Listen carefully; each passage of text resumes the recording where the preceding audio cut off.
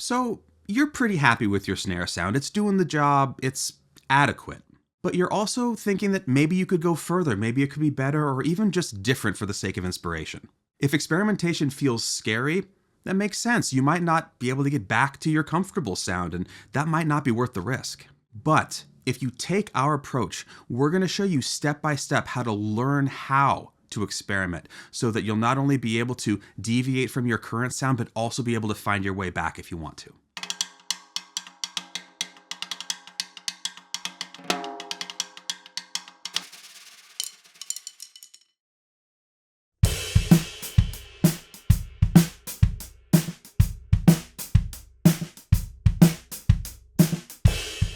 Anytime we're dialing in a snare sound here, we go through these very methods, both to make sure that we get exactly what we're looking for, and also so we can follow the trail of breadcrumbs back if we need to, which frankly we have to do all the time. By slowly testing the boundaries of your snare drum and your ears, you're going to end up with complete control over your sound. And if you follow these very small incremental steps along the way, you're going to be able to retrace your steps back to where you started.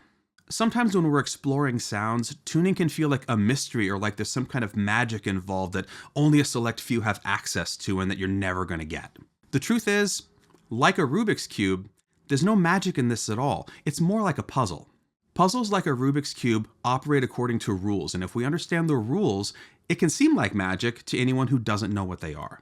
If we take the time to learn how the rules interact with each other, that gives us power over both a puzzle like this and our drum sound.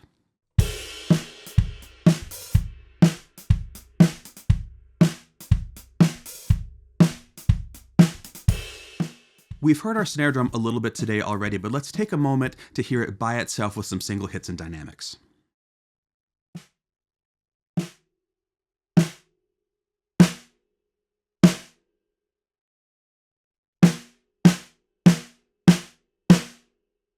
Today's experiments are all about micro adjustments and getting into exactly how much we need to change things to experience a change in the sound and slowly get control over what we want to do if we want to change our sound. The four elements that we're going to be exploring in this fashion are batter head, snare side head, snare wires, and muffling. These are the essential four pillars of most any snare drum sound, and these are the things that we can adjust to sculpt it how we want. We're going to start by working on the batter head, and to make sure we can really hear what we're changing, we're going to remove the muffling for this portion. The goal here is to bring ourselves down from making big adjustments into very small adjustments so that we can really understand what's changing, and we're going to move from our regular sound now down below and then up in tension to see what results come. If you want to follow along, you're welcome to. You can also do this after the fact and just take this time to listen. What I'm going to do is reduce tension on each of the tension rods by half a turn and then increase the tension back up a quarter turn so that I'm basically lowering this head by a quarter turn. The reason I'm re-adding tension is to make sure that there isn't any stiction between the head and the shell of the drum.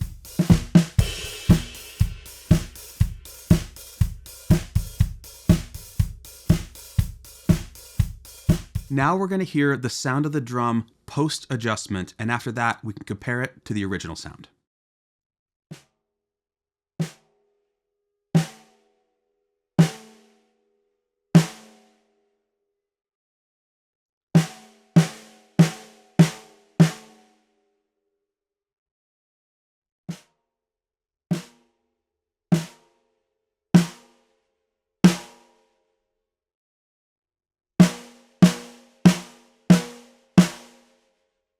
The first and most noticeable thing is that the overall pitch of the drum has gone down.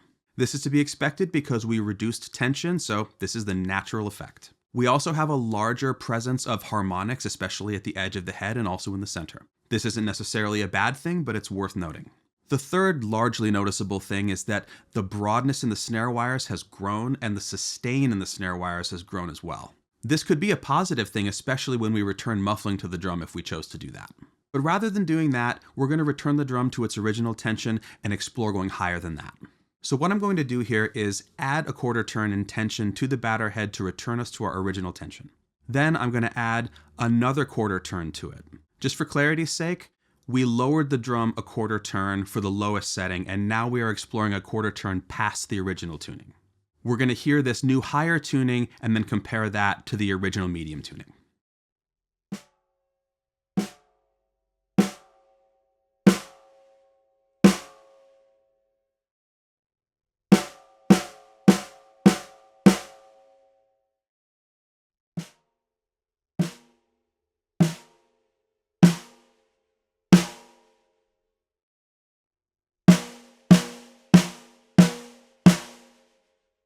The higher tuning is giving us clarity. It's also a higher pitch. The overall character of the drum is changed somewhat less than when we lowered it because we were already in a medium range, so this isn't an extremely high tuning. If, for instance, I were in a scenario where I might want to move between wide open rim shots but also use some extreme muffling back to back in the same song, this might be a better tuning than where we started. Let's return this to the original tuning and move on to the snare side.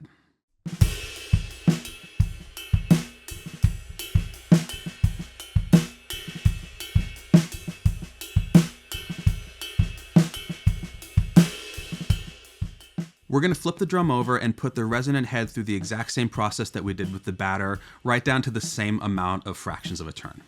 While we're being specific about exactly how much we're turning the drum key, it's important to remember that the exact amount that we're doing is not the important takeaway here. What is important is to discover just how small of a fraction of a turn is audible to you. This is how we discover what our reference point needs to be for us to be able to get back to where we were. If you feel like a quarter turn on your drum is not that noticeable to you, perhaps a larger one is what you need right now, but over time, this will get finer and finer and finer as your ears grow. Let's give a listen to this drum now that we've lowered the tension on the snare side head, and then we'll follow that with the original sound.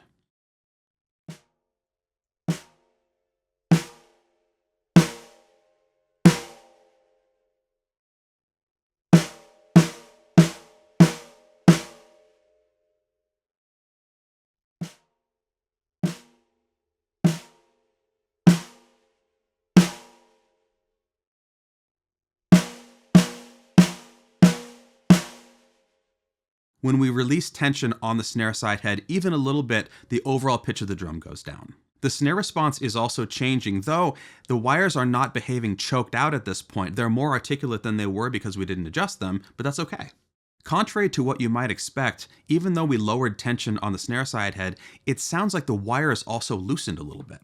Because we're only working within one variable, we know that we didn't adjust the wires, so what we're hearing must be because of what we did to the snare side head. Because we didn't adjust the snare wires, they are choking the drum to a certain degree, which is resulting in some wild response in the snare wires and some unpleasant sustain, especially at the edges.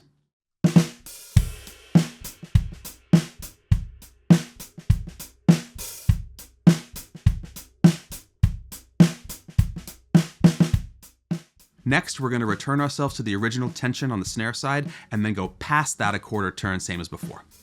This is the point where a lot of drummers will add a lot more tension than is really necessary to get the response that they're looking for. There's plenty of prevalence of tabletop tight snare sides, or even just let's see how tight we can get it and still get good snare response for whatever reason. As you're doing this, keep in mind that the small adjustments are the crucial part here. If you're accustomed to making bigger adjustments than you see me doing in this video, it's worth it to slow down and understand exactly what exists within all the gradients of those changes. Never forget that there's no reason to overshoot your goal. Take small increments, and once it sounds how you want, that's a good place to stop. We've arrived at our high tuning for the snare side head. Let's give it a listen and compare it to the original.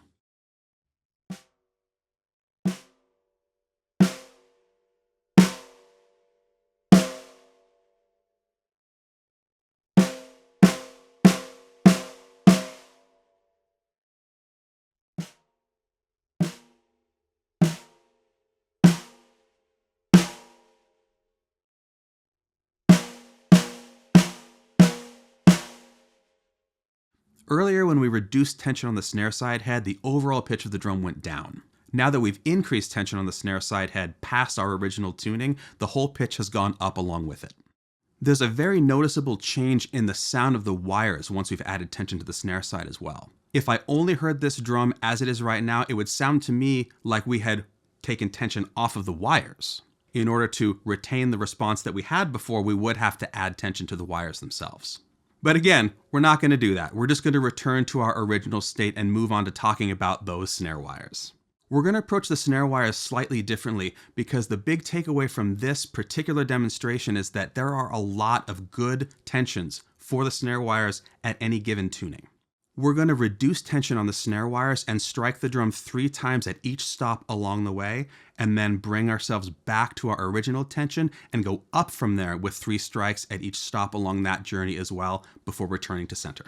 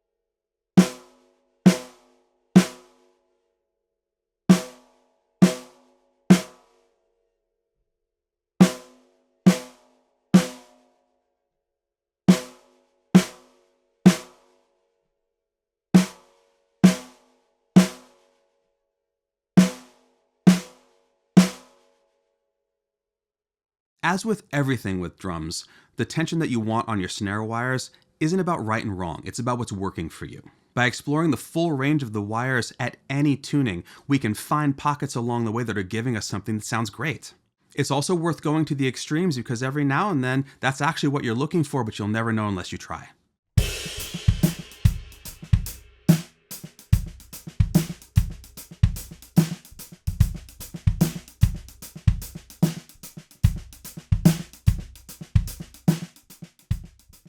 When it comes to muffling, a little can go a long way, and oftentimes we make choices based on things that we've seen.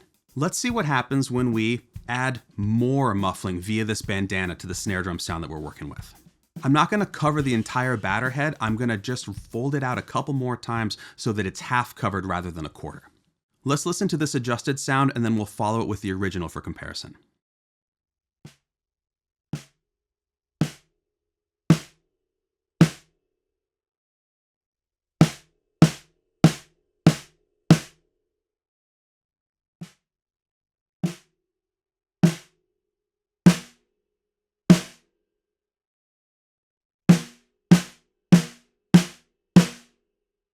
Our original sound is already quite muffled, but by folding it out a couple more times, we're losing what little overtone content and harmonics we did have. The overall sound of the drum is also quieter, which could be great under certain circumstances. At the same time, by not fully covering the entire drum, we have options in terms of where we strike it, and we're still retaining some good dynamic range. Now I'm going to remove all the muffling from the drum so that we can hear that and compare that to our original.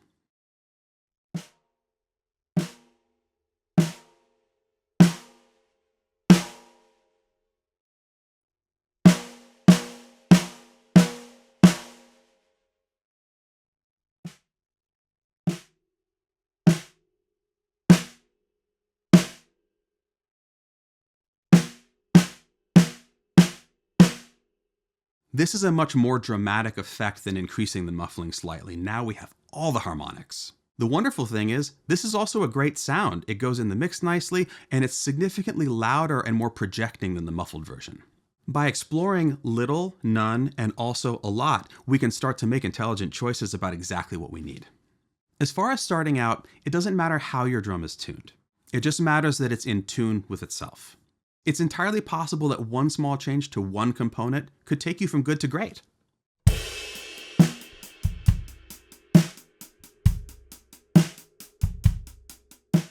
Working with a single variable on your drum is a very safe initial way to start experimenting. As you grow and your ears grow with you, start to work with 2 or 3 variables at a time and grow comfortable with how they interact in the sound of your drum. This methodical approach should leave you feeling comfortable, especially if you take your time and go slow. Just remember, the goal is not to get through this as fast as you can, it's just to get through it.